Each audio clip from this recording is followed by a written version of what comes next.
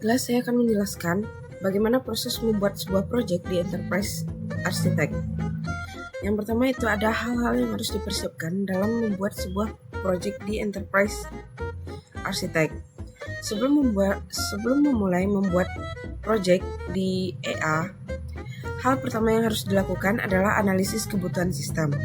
Tujuannya agar kita tahu apa yang akan dibuat dan siapa yang akan memakainya, dan juga fitur apa saja yang harus ada di dalam sistem tersebut. Contohnya dalam proyek saya yaitu ada sistem ini dibuat untuk mengelola data mahasiswa dan mata kuliah. Yang kedua yaitu penggunaannya adalah digunakan oleh admin atau petugas akademik. Selanjutnya itu ada fitur yang dibutuhkan di dalam proyek ini yaitu entry mahasiswa dan cari data. Selain itu, yang perlu dipersiapkan yang lainnya yaitu ada struktur data seperti data mahasiswa yaitu NIM, nama, jurusan, dan lain-lainnya.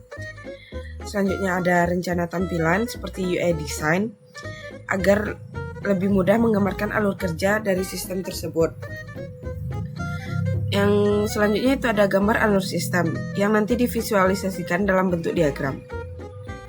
Jadi, sebelum membuka Enterprise Architect, kita harus tahu dulu bagaimana alur kerja dan kebutuhan sistem biar proses pembuatan diagram lebih terarah.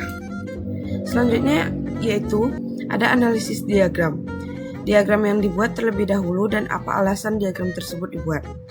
Langkah pertamanya yaitu dalam membuat diagram adalah membuat use case diagram. Kenapa harus use case diagram? Karena use case diagram adalah gambaran umum dari sistem untuk menunjukkan fitur apa saja yang ada dan siapa saja yang memakainya. Contoh dalam proyek saya yaitu aktornya adalah admin atau petugas akademik. Fungsinya yaitu untuk entry data mahasiswa, entry mata kuliah, dan cari data. Setelah membuat use case selesai, lanjut ke activity diagram.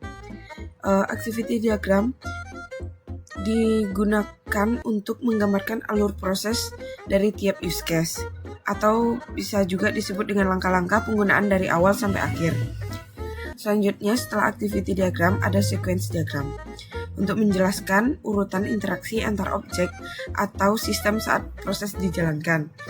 Jadi urutan pembuatannya itu dari use case ke activity diagram lalu sequence diagram. Kenapa harus use case dahulu? Use case yaitu memberikan dasar alur sistem yang lebih jelas sebelum dilanjutkan ke diagram yang lebih detail seperti activity dan sequence. Selanjutnya itu saya akan menjelaskan proses membuat project di Enterprise Architect. Yang pertama itu ada persiapan. Persiapannya itu yang pertama kita akan membuka aplikasi Enterprise Architect dan membuat project baru. Selanjutnya itu kita tentukan nama project sesuai topik. Seperti project saya itu sistem entry data mahasiswa. Selanjutnya itu kita analisis dahulu alur sistemnya supaya jelas ketika nanti membuat diagram. Yang kedua yaitu ada proses pembuatan diagram. Yang pertama kita harus membuat dahulu yaitu use case diagram. Di dalam use case diagram kita akan menambahkan seperti aktornya yaitu admin dan mahasiswa. Lalu buat use case diagram seperti entry mahasiswa, entry mata kuliah, dan cari data. Yang kedua ada membuat activity diagram. Activity diagram berisi dengan langkah-langkah alur proses dari tiap use case, misalnya dari login sampai data berhasil disimpan. Selanjutnya ada membuat sequence diagram.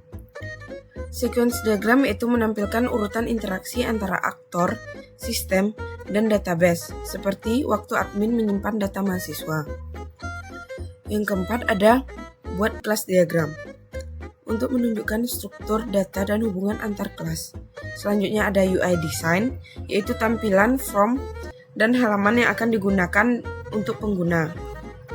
Jadi, hasil akhir dari pembuatan project di Enterprise Architect yaitu semua diagram yang sudah saling terhubung dan menggambarkan keseluruhan sistem.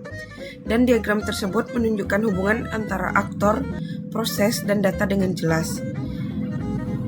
Dan hasil akhirnya digunakan sebagai dasar dalam membuat aplikasi sistem sebenarnya, misalnya di Java atau platform lainnya. Jadi, proses pembuatan proyek di Enterprise Architect dilakukan secara bertahap. mulai dari analisis, pembuatan use case, activity, sequence, hingga kelas diagram. Dan dengan cara ini, sistem bisa digambarkan secara jelas dan rapi sebelum masuk ke tahap pembuatan aplikasi sesungguhnya. Mungkin sekian dulu dari saya. Terima kasih.